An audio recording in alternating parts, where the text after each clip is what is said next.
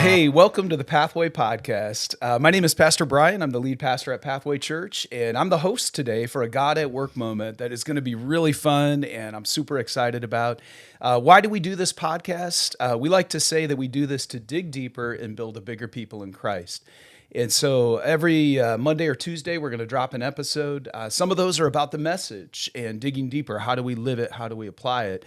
Today is a special God at Work that includes my guest, my brother, Jay Bennett. You want to say hi? How you doing today?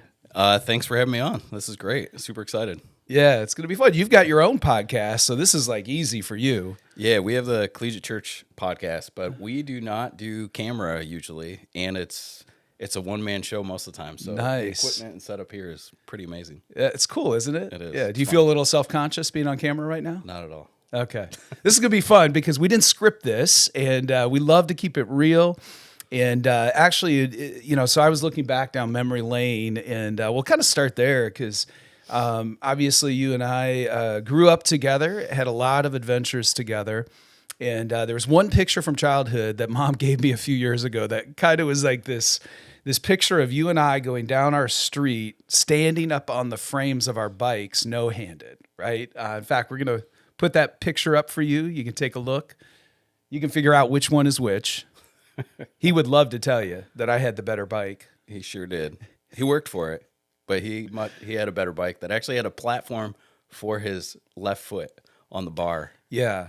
I just had to balance. Which really meant if you didn't have that platform, that you were the better rider. I mean, let's be honest. I mean, you pulled the trick off first. So the siblings, the younger siblings, if you're a younger sibling, you know how it is. You're just trying to keep up, and he gets going down the road. I think we did it the first time, and you'll notice in this picture, massive helmets.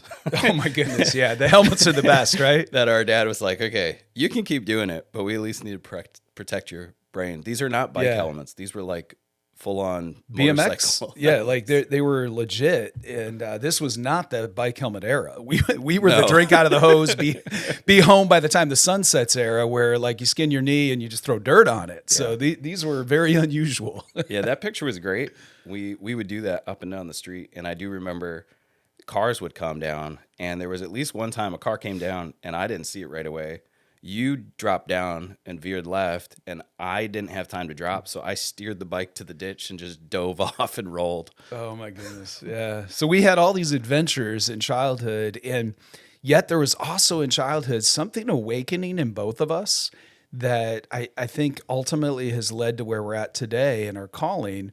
So there's this second picture that Mom sent me that I got to show, because this was, as I look at it, we're probably 10. I'm 10 or 11. You might be maybe 9 or 10. Yeah. And as we put this picture up, we're sitting in two chairs doing a radio show. Yes. And yet this is the first time we've ever done this. Right. And we do have a plant in the background, Isn't which I that think funny? there's a plant in the picture. Yeah. That picture is really funny. Because I don't even know. It was the basement we used to. Yeah. Well, we got to explain for all our Floridians listening. A basement exists under the home, and in Michigan, I'm just kidding. But no, we had this basement. Our dad had been in radio. He had an entire recording studio in the basement. Yeah. And I think it inspired us. So we set up our Christian talk show. And if I remember right, we had Bibles, and we were like doing ultimately a foreshadowing of today. It's crazy. Yeah. Crazy. It is wild to think about. We're literally doing this today. And if anyone knew us in middle school, especially high school, you would not have been betting on us to be in these not a seats chance in the church for the kingdom of God. Yeah. We were pretty out there. So we were leaders, and we were leading in the wrong direction. that is 100% correct. Yeah, but praise God. So the Lord got a hold of both of us, late teens, early 20s. I guess we hadn't really planned on going there, but I think your journey is so interesting in, you're at Western Michigan with me for a couple of years, and then you go out to University of New Hampshire, and your journey, it probably plays really well next to kind of what you're doing today. So let's do this. Tell them right now, just so they know kind of what do you do today? And then let's go back into the story and then we'll see where that leads us. Yeah. So my full-time job is I'm the executive director of the Collegiate Church Network, which I've been working in that space part-time for 5 years, and then I went full-time a year ago. And that was after I went on sabbatical. It felt like the Lord said, I want you to go full-time with Collegiate, the network of churches. We have 17 churches on 17 Division I universities in 8 states. So we're in 4 out of the 5 regions of the U.S. And our mission is to make disciples and plant churches on or near college campuses. And then one of our churches is the New Life Church in Ann Arbor, Michigan. Go Blue. Go at Blue. the University of Michigan. And I've been there for, I think, 16 years. And I still bivocationally am a pastor elder there, serve, help lead. And so been doing that for pretty much the last 16, 17 years. That's amazing. And that church is such a unique expression of, I mean, if you go, it's 500 to 700 people every Sunday. You guys took over a frat house years ago, built out this $4 or $5 million worship center. It's gorgeous. It's right on U of M's campus.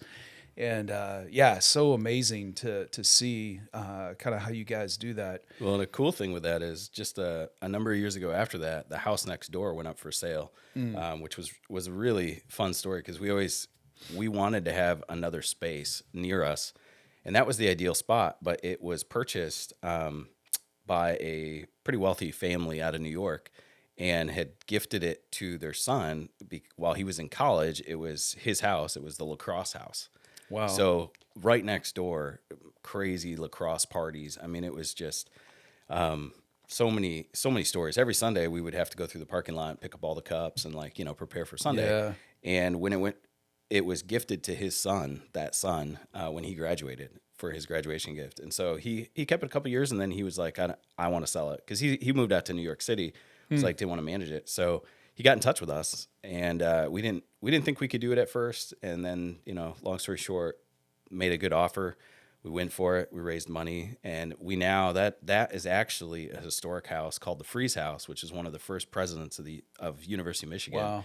And it's a cool story because we had students at the time who had been a part of some of the lacrosse parties, the darkness and some of the, and it felt like it was super redemptive to see that space transformed for God's kingdom. And we had some offices and multi-use. Now, the back room, we have a studio like this for podcasts and other things that we create. There's another room that is the prayer room, and we actually do 24/7 prayer for a week every year with all the different ministries on campus. And so we host it, and it's there. And then the rest of the house, we actually opened up to basically 8 a.m. to midnight. It's just open, and students have full access. So it's a safe place for them to come, bring friends. We turned the upper room into a theater, like big screen TV. So students will come and use it, bring their friends. So it's kind of a first entry to being around the church and the community without having to step foot inside a main church. And it's been really cool. So we have 2 properties, 2 acres right in the heart of Ann Arbor, right on the edge of campus, so college students can walk to us. There's so much in that's redemptive, and just like thinking about the fact that you said, a frat house that's now a worship center, a lacrosse house that was filled with partying that's now a prayer room and safe space for students and offices, and just for those, because we talk a lot around here about loving God, loving all people in our pathway, right? What does it mean to love your neighbor? You guys obviously have had to do that in some very salt and light kind of ways, right? Yeah. Timeline it, like from the moment that you get moving on the frat house to the lacrosse house to where it's at today. Because I think this is the piece. We all want it to happen instantly, but I know you guys, this is decades. Oh yeah, this has been a 20-year journey. So the church was started on campus in the 80s, and then it was really in the 90s. There was a point where they didn't know if they were going to exist, and a bunch of the staff, people went away, prayed, and really just got fervent prayer for God. They were like, Lord, would you give us over 100 students this fall? And they prayed and prayed all summer long. We do a summer-long leadership training program, and they prayed, fasted, and all summer. And God moved. Like that fall kicked off, and they had 120 students show up. Wow! And so that was kind of the impetus of like, this thing is gonna go.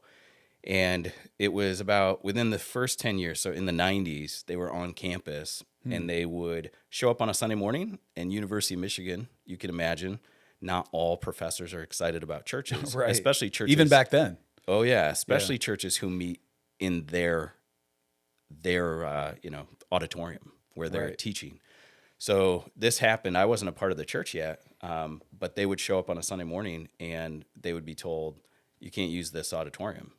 So the roadies are there to bring in mobile church, and they're told you can't meet here.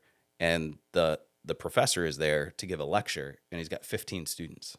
So they were staging stuff so the church had to bounce. Well, back then you didn't have social media, you didn't have all this stuff. So they were having to pivot on a Sunday morning and like try to tell people we're going to meet outdoors or we're going to go over to this other building.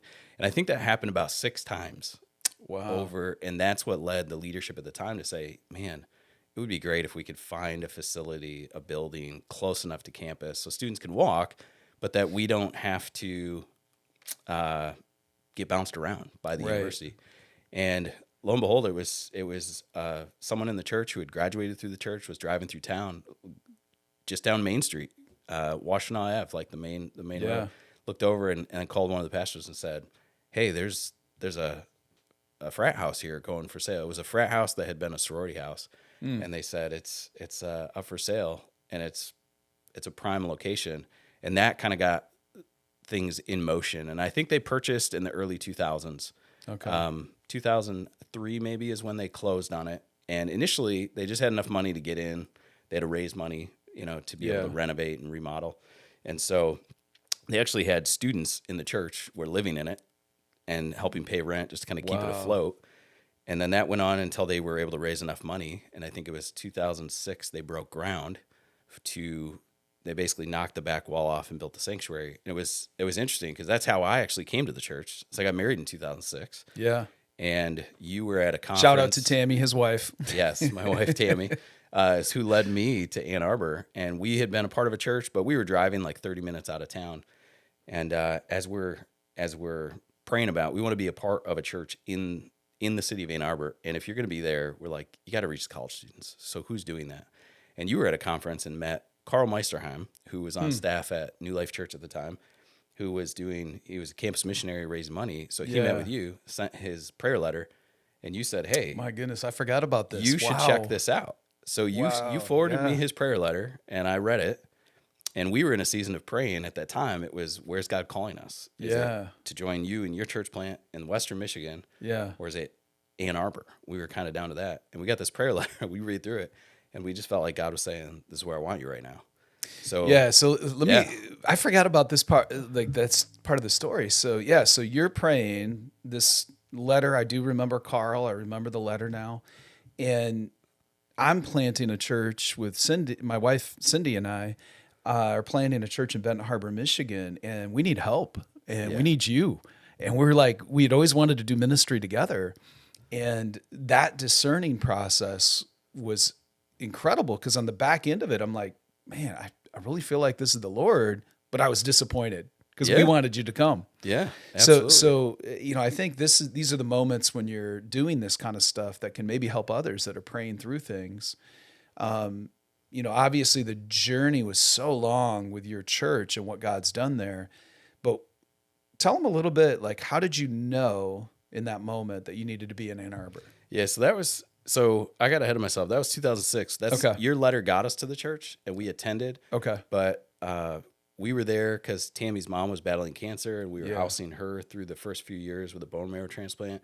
And then we actually bounced around the country for 2 years because Tammy was a travel nurse, and I was doing seminary, and I did web design on the side and stuff. So while I didn't get to help plant the church, you did our first website. I did his first website, and I ran all his audio, like production of the posting the sermons and podcasts for 2 years. And it was at the end of that 2-year mark, we were praying about where do we feel called? And it was either Ann Arbor or St. Joe Bennett Harbor. And we were back in Ann Arbor at the time. We were attending the church. And actually it was through Tammy and our prayer. We were praying about where do we feel led? And she threw out, we had been talking about the story of, putting out the fleece and the prayer of Gideon. Yeah. And so Tammy's like, yeah, you know what? I just want a burning bush. She's like, I love the fleece thing, and Moses had a burning bush. She's like, I think for this is a big move. Like, we're settling Yeah. down. I want a burning bush. And I was like, I remember hearing her. I was like, that's awesome. We're never going to hear from the Lord. Like, I just didn't have the faith. I was like, Yeah. it was kind of like, okay, Lord, give us a burning bush. But I was like, it wasn't in faith. It was just like a, prayer. And sometimes God meets us when we don't have the faith to see it, because literally 2 weeks go by and we lived in an apartment in the heart of Ann Arbor. And we're walking in one day, and this was in the fall, like October. And so the leaves are starting to change. And all around the building, there's there's like red plants everywhere. And Tammy's like, wow, these colors are really cool. Like, the leaves were all green. They turned bright red. Tammy's like, this is awesome. When we get a house someday, I want one of these in our yard. Yeah. And so she's like, what's the name of this? And I was like, well, my friend out in New Hampshire or in Maine, I mean, this is what he does for a living, landscape. He can name anything. So I sent him a picture, and he shoots back the Latin name. And I'm like, thanks, buddy. Like, that's not helpful. It's like this. And he just laughed. And then he says, burning bush. Wow. And we sat there like our jaw dropped, because the house we're in, the apartment complex, is literally surrounded by hundreds of burning bushes. And so we're praying for a burning bush. Only God moment. Yeah. And so Tammy was like, oh, I'm supposed to go here. This is it. So she actually jumped first. She actually went, she was a travel nurse at University of Michigan Hospital. And she said, I want to go full time. They said, great, we'll hire you. Here's the crazy thing. 2 weeks later, U of M went on a hiring freeze. They didn't hire for over a year. Wow. She got in at the exact time to get in. And then I spent another 3 months spinning my wheels, talking to churches and ministries, going, Lord, where do you want us? Like, we know we're called to Ann Arbor, but I don't see where.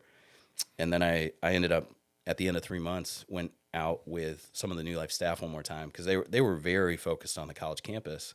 And I had a heart for the whole city at the time. And I was like, I don't understand how I fit. And when I shared my heart, they said, actually, we've always wanted to expand to have community and city people, but we just haven't had the right leadership team. And when he said that, I actually had a vision of like a foggy pathway, and the fog parted, and I just saw a row of stones leading forward. And I felt like God said, I want you to be a part of the leadership team.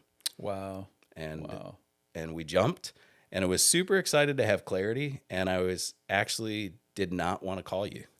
Really? Because I was like, it was just sadness, of like, we're not going to be teamed up yet, and don't understand it, but you're doing your thing, and God wanted us in Ann Arbor. Yeah. So. Well, and you guys are still there, and we've looked for moments to do things like this along the way, and still, I think at times wonder, bigger story, what's God up to. But in your story, so today, leading Collegiate Church Network, as you mentioned, 17 churches, 8 states, 4 of the 5 major regions. It's incredible, right? And you've been a part of that through all these years, and a part of a church that's one of their leaders in the network, right? It's the U of M campus. It's a little bit larger.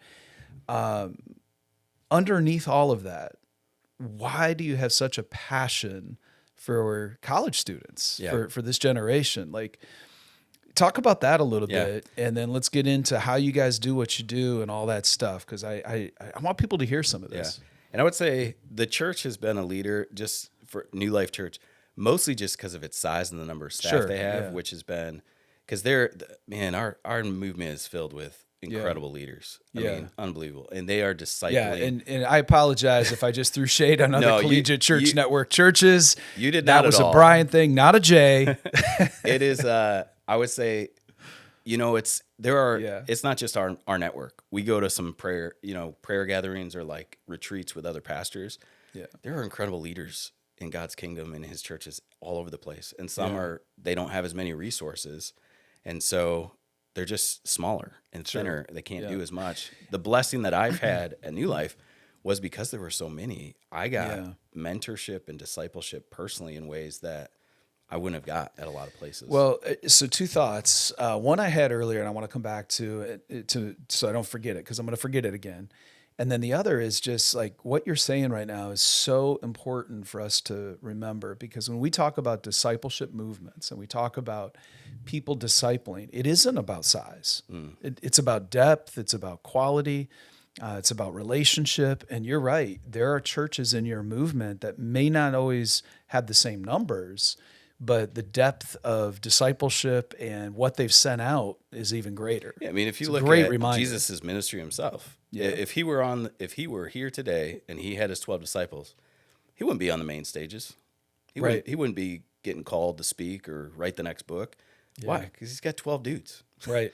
And he pulls off some events. Yeah. And outside of that, you're like, I don't know if this guy's going to make it.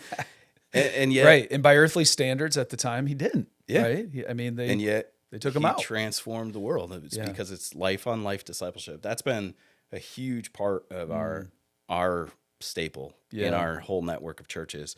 And I'm excited because I know like there's history with Willow Creek and all the stuff that went down.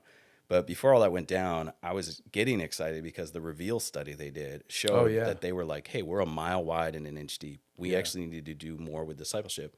I feel like there's been a lot of, across the country, God has been pruning. There's been leaders failing left and right. I mean, God is preparing his church. You prune why? For future growth. And people are just starting to come back to the conversations of, we need to disciple. That's the heart of it. We need to get to life on life discipleship.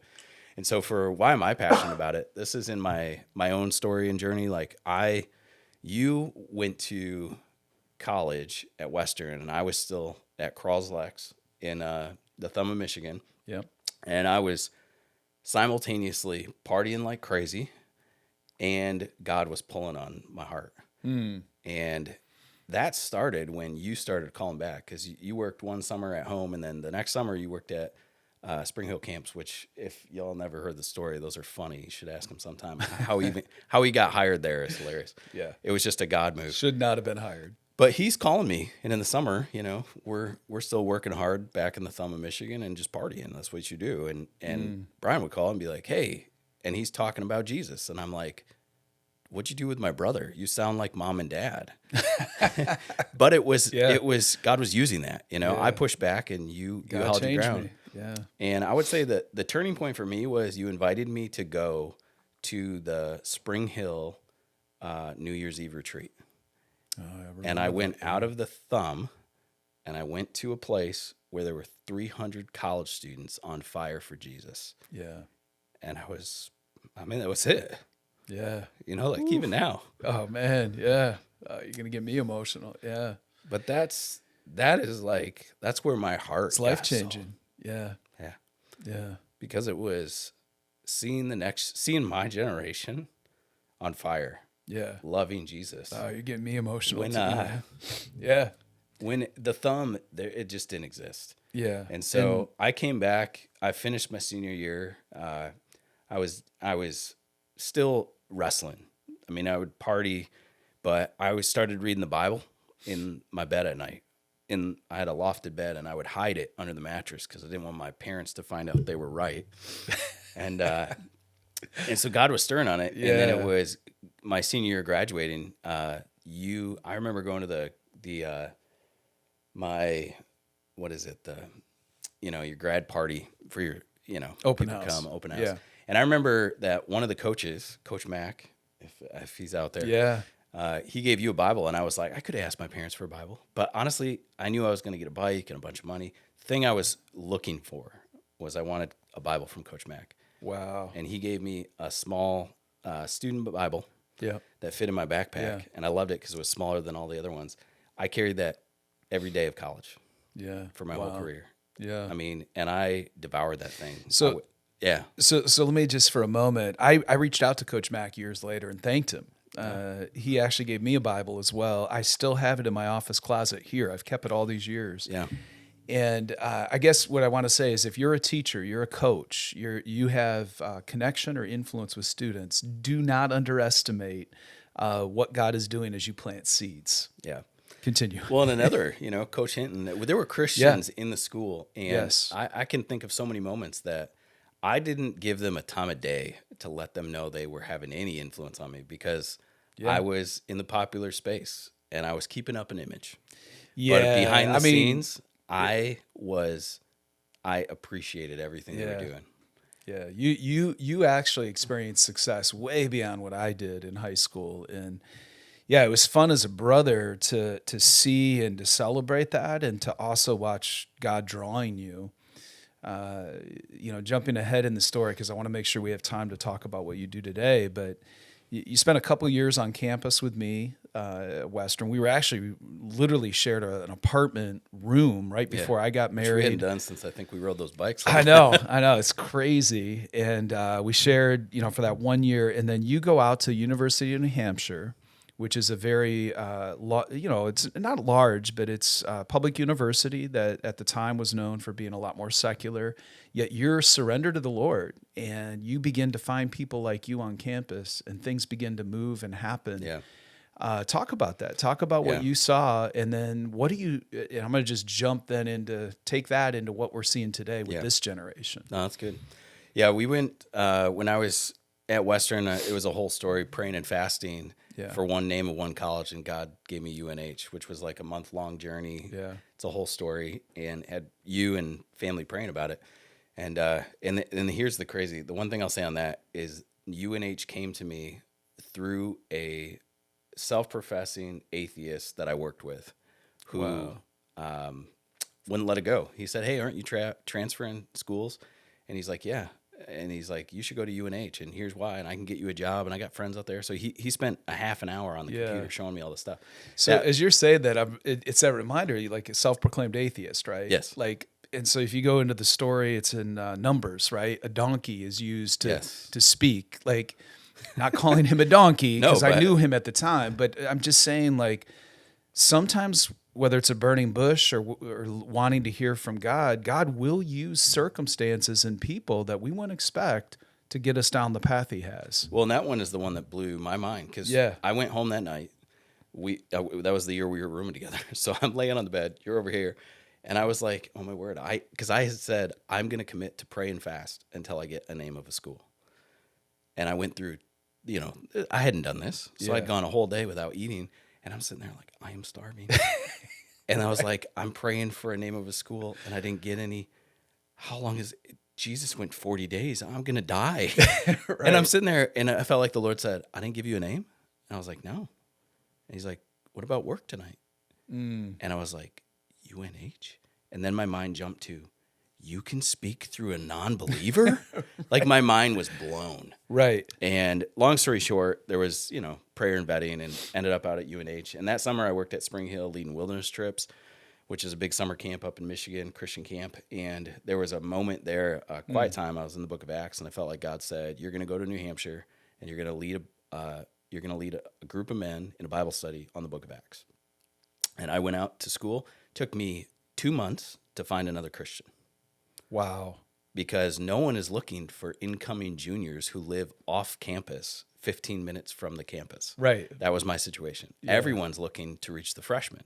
Yeah. So it took me 2 months. I finally ended up finding there was an awesome group of Campus Crusade, University. That's the two that I got plugged in with, the ministries.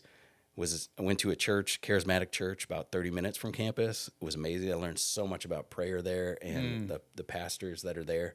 And went through the whole semester and came home because you were getting married my junior year. And so I left school early. Before I left, I was in a small group with one InterVarsity guy and like two other friends that were there. And I gave them all a gift. And it was a gift. It was a book written by Lauren Helm was the guy's name. Yeah. Our mom had got us into Voice in the Wilderness. Voice in the Wilderness. Yep. And it was all just about, it's a story of a guy who's following the Spirit. Yeah. And he just listens. So I gave it to those three and then came home to your wedding. Enjoyed like a 6-week spring break, Christmas break. Drove back to New Hampshire. The moment I get in my apartment, the phone rings because I didn't have cell phones back then. Phone rings. I pick it up, and it's John, one of the guys. He says, "I read your book over break. I couldn't put it down." And these were the next words out of his mouth.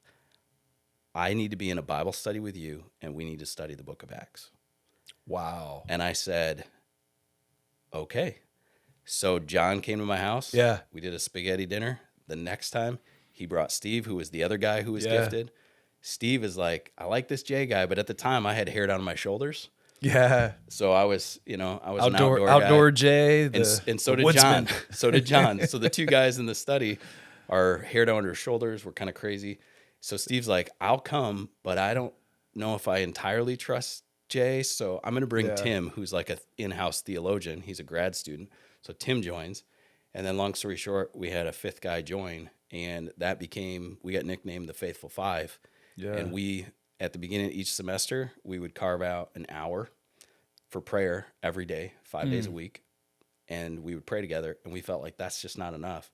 So we started a 5 a.m. Bible study for 3 hours, 5 a.m. on Tuesdays, 2 hours of study in the book of Acts, an hour of prayer. And that grew beyond the 5 of us to about 12 in a single studio apartment. And then it was just guys. Yeah. And then girls started to go, we want in on this, because they're hearing stories of what Right. God's doing on campus and like just crazy stuff. So we started another one at the International Dorm where Tim lived in the center of campus on Wednesdays. So we would do a Tuesday study, 3 hours. We're praying an hour every day. And then we started a 3-hour Bible study on the center campus, and it grew to 35 students, which was as big as any of the ministries. Yeah, on I was going to campus. say on that campus at that time too. I mean, just again, and it isn't about size, but the significance is the growth. Yeah. But I mean, you guys are in it. Like you guys are diving deep in the Word. I remember talking to you and hearing about it, and because I also as I walk through the UNH thing with you and thinking, what are you doing? Like, this is crazy. Like, you're going out there, it's going to cost probably 2 to 3 times the amount. Oh, it did. Whole nother God story Yep. on how you paid that off. But, just amazing. So I can remember getting those calls and thinking, okay, Jay is really hearing from the Lord. Like, this is happening, Yeah. and people are... I had never been east of Ohio. Yeah, So right. like Cedar the Point. drive out was Pennsylvania, new state, New York, new state, Massachusetts. And I went out early. My first course was a 2-week backpacking trip for outdoor education in Maine. And on that trip, there was a outspoken lesbian, LGBTQ rights, amazing gal, Yeah. but very opposition, opposed to Christianity. Yeah. She was a credible athlete too. And then we had a couple, like an outspoken atheist, evolutionary biologist, a guy that was Native American worship. He had a rain stick on the trip with us. You could bring one item. I brought a Bible. That was the only one. And we ended up you hike in 2 groups. Everyone wanted to be in my group because the evolutionary biologist would do apologetics with me for the entire day. And when you say apologetics, he's fighting with you. He's debating. Fighting. Debate. Yeah, this It's just is not... It's just a debate. So I'm in Maine backpacking. And they just all want to hear it. Yeah, and they all want to hear it. And it was interesting because we went 8 days, and then we kind of backed it all the way down to there's just 2 elements that when they come together. And I finally said, well, where'd the 2 elements come? And he actually said, well, that's where I believe there's a God. The group was shocked. Wow. Yeah. And they were like, I believe there's a God. And he might be the God of the Bible even, but he just created those 2 things and put them in motion. And I was like, oh my word. And I remember there was one day, it was about 9 days in, we get to a campsite, and there was a hiker there, through hikers on the Appalachian Trail. And I went over and I said, hey, what's your name? I don't remember his name, but he's like, hey, I'm a Christian. I'm Baptist. You would have thought I hugged him. I was like, you exist. New England is all granite. One of the things when you go to build a house, you have to dynamite sometimes to get the stone out. The stone walls that are super pretty, they're there because you have to remove the stone to build a house. If you want a basement, a lot of times you're dynamiting, blasting, because you could be like, oh, there's a little surface of a boulder in the yard, but that could be like the size of, a ship. Yeah. You don't know how big it is. It's just granite everywhere. So what I learned is spiritual, it's the same way. It's very granite, very hard tilling. Yeah. But when you find a believer, they're like stone. Yeah. Like they're solid. Yeah. Whereas, because they've weathered that environment. Yes. Yeah. And they're legit. They're And so it's been cool. Those group of guys, Wow. in particular, the 5, we have stayed in touch for 20 years. We get together once a year, every year, which you've known. And Absolutely. And, it's a we great pray. group. I've been jealous at times. I mean, because, I have great people in my life, great friends, but in college, I didn't have that. And that is, I think, so significant in watching it just, and then when I think about like where that is 20 years later for you, but also what you do, which is you as a part of Collegiate Church and the way you guys disciple, you create those environments over and over and over in those relationships for students that they might have a band of brothers or a band of sisters, Absolutely. right? The thought I was having earlier that I want to make sure isn't that I get it out there, and then we're going to need to, kind of shift to let you, we're going to have you back on. All right. We'll just say that. This That'd is be fun. So many stories. And it's just, but the thought is this long obedience in the same direction, right? It's a title of a book by Eugene Peterson. And, that's so much of when I think about from going out to UNH to what you do today, it's a long obedience in the same direction. It's the story of New Life. It's the story of the Collegiate Church Network. It's seeing God move over long periods of time as you continue to obey and trust him.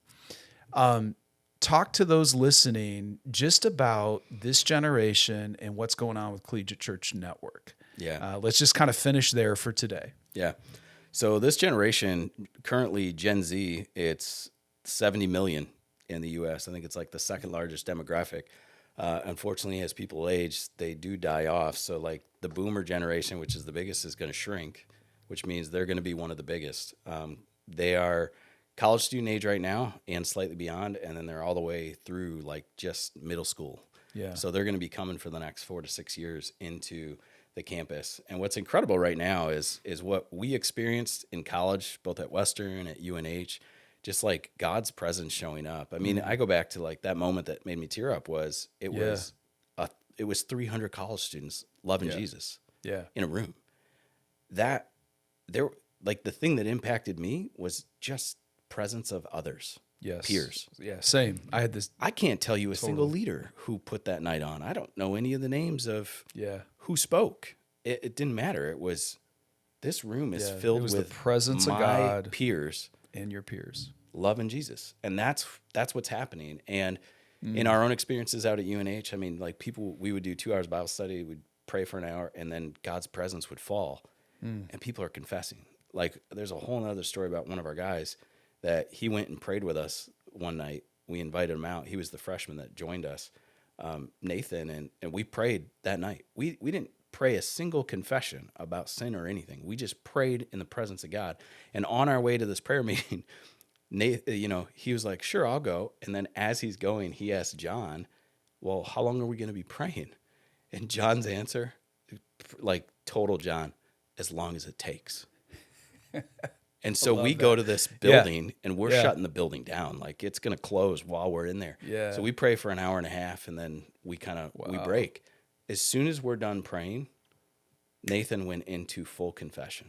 Wow. He just confessed everything in his life. He repented of stuff.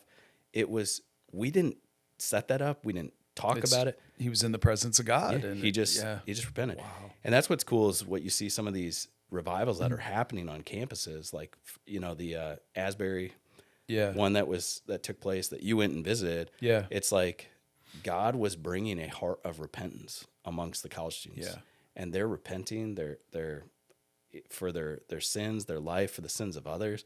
And it was very much about like, man, when you are in the presence of God and you aren't seeking what he can do for you and you aren't seeking his hand, you want his face. Yeah. He is holy. Like you see it in scripture over and over when prophets or, John, the one Jesus loved, like get in the presence of God, they fall as though dead. Yeah. They're like, we can't stand there. Right.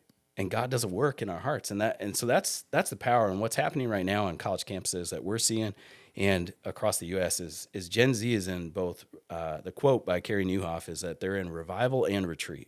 Mm-hmm. And the crazy thing is they're in retreat because a lot of them are leaving churches. Yeah. So I think only 16% of Gen Z attend churches. 36% of Gen Z, which is 1 in 3, have never go to church at all. Like not at all. Yeah. And that's up 9% in the last 3 years. So it looks really bad. I was just listening to a podcast and one guy said, if you have a college student in your church who's under 25 in your church, he said, go befriend him. Like go find him. Right. He said they're like white unicorns right now in most churches. Our churches, we're like, man, we're filled with college students. Yeah, that's what you guys do. This is what we do. Yeah. And as you go into this, what's incredible is they are they're in retreat from the church and some of the organized, whereas the millennial generation that went before, they were in the church when all these leaders fell. Sure. There's lots of Yeah. skepticism, lots of hard stuff. Some of the Gen Z, though, have grown up outside of the church. They don't have the baggage. They're showing up. They're hungry for God. They're like, show me the word. Is this true? Oh, my word. It's like the Yeah. moment, if you remember The Last Jedi, where, Harrison Ford makes his comeback as Han Solo, and he looks at him and he says, it's all true. That's what Gen Z is like wanting to hear. Right. It's all true. And Right. then they're experiencing it and they're getting on fire. But the challenge is they need presence. They need Christians around them who will point them in the right direction. Because as much as they're one of the most open generations, they're open to anything. Yeah, So that's deep. there is likely to They go. need mentoring and discipleship. They do, and they need presence on the campus. People who will go to them. Yeah. We're welcoming into the building, but are we going to go to where they are? Are we going to get into their life, whether it's on campus or social media, and like be someone who's pointing to the truth in the midst of all the other things? Because they're as likely to go, come to the Buddhist temple. Oh, sure, I'll check that out. Right. As they would be, hey, come to Pathway Church on Sunday. Awesome. They'll come. Yeah. So they're very open. And what's amazing is if we can invite, we befriend, we bring presence to them, and we can point them to the truth, to Christ, we can feel like, we just don't have all the answers. But if you listen to our stories, it wasn't people with answers that got us to where we are in these chairs. Right. It was, we were invited into spaces. People took a chance on us. Totally. With the Spirit. Such a risk. And then we're just caught up in the redemptive adventure that is following Christ with peers. Yeah. And what's more impacting is that guy said some really cool things, but this is my friend. Right. I'm going to school with him. We're playing pickleball together. We're doing all this fun stuff. That dude, we just worshiped, and his face was buried in the mat, and he's bawling. Yeah. I want what he has. Yeah. I don't know what that is, but I want that.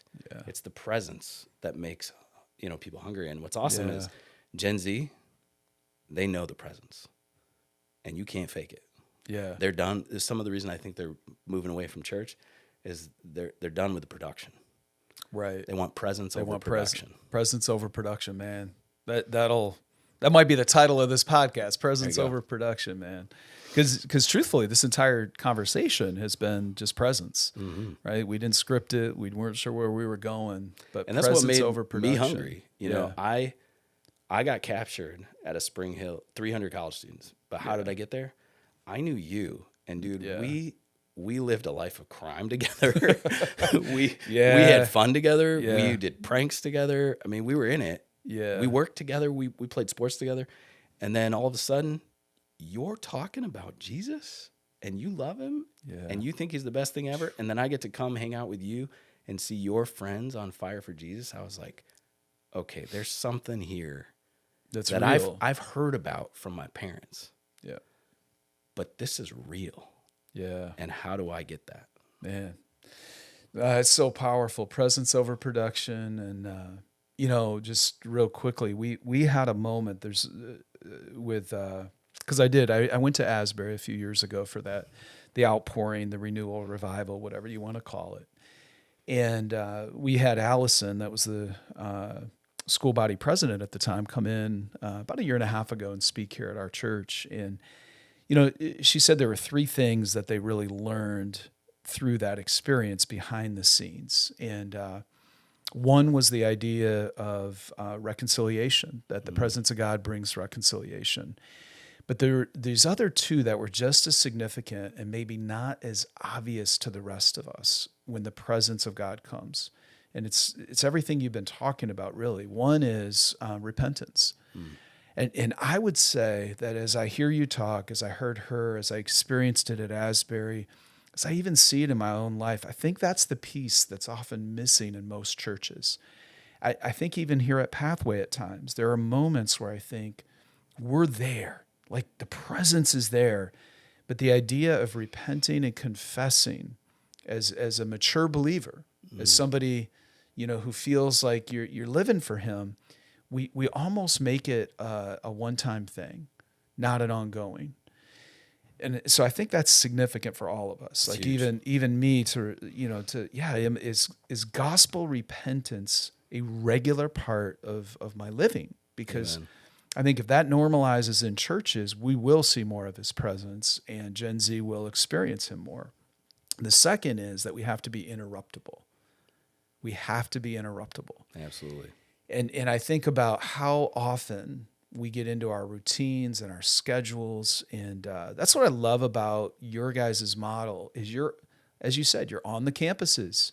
You're interrupting their lives by being in a place they don't expect to find you. Yeah, we locally at New Life, we've actually been pushing into this even more. Yeah. Because it's some of our millennial leaders who have stayed with us, and they're looking at Gen Z and they're looking around going, you know what? We need more time on campus.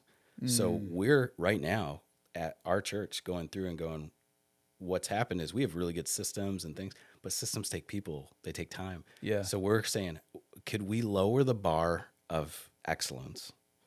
Yeah. And could we carve out more time for our staff to just go be on campus? And they're like, well, what do we do? We want you to go waste time with Jesus and students. Why? Because that's where go be present. that's where the interrupt magic them. happens. That's where you build Wow. and God can show up in new ways. And it's creating space so that they can be interruptible. Yeah. And that's the priority. So this has been amazing today. We're going to have you on again. We're going to figure it out. It may have to be Zoom, but Sure, we'll that'd be figure it great. out. But yeah, so good. So Collegiate Church, what's the website? Collegiate Church Network, it's collegiate.church. So you go there, you'll find it all. Yep. We're on there. And then our podcast is Collegiate Church Podcast. You can find it on all the streaming platforms. Yeah, and I've listened to a couple of episodes. You do a great job. I love how you're bringing people on that are living this and sharing their stories. And highly recommend that. Encourage you guys to check it out. If you're a part of Pathway, this really, the conversation hopefully encourages you in multiple ways. But for us, as we live out organic disciples, right? What does it mean to be organic disciples? And to live that out here on the Treasure Coast, hopefully elements of this enter into who we are and how we show up and what we're going to do and live moving forward as disciples. So check out Collegiate Church Network, and we'll get you on again. This has been the Pathway Podcast today. Thank you for joining us. Do all the things, right? Like, share, subscribe. And we are so thankful for those of you listening and those of you sharing this with others. We're all about digging deeper and building a bigger people in Christ. And thank you again, my brother Jay. Give him a hand. Thank you for having me and all that you do. This podcast, I know, is going back. I just heard stories that it's reaching back all the way to our roots in the thumb. Some people have been picking up and listening. So keep up the good work. You're still modeling for me and others. So keep running after Jesus. This is awesome. Awesome. Thank you. See you guys.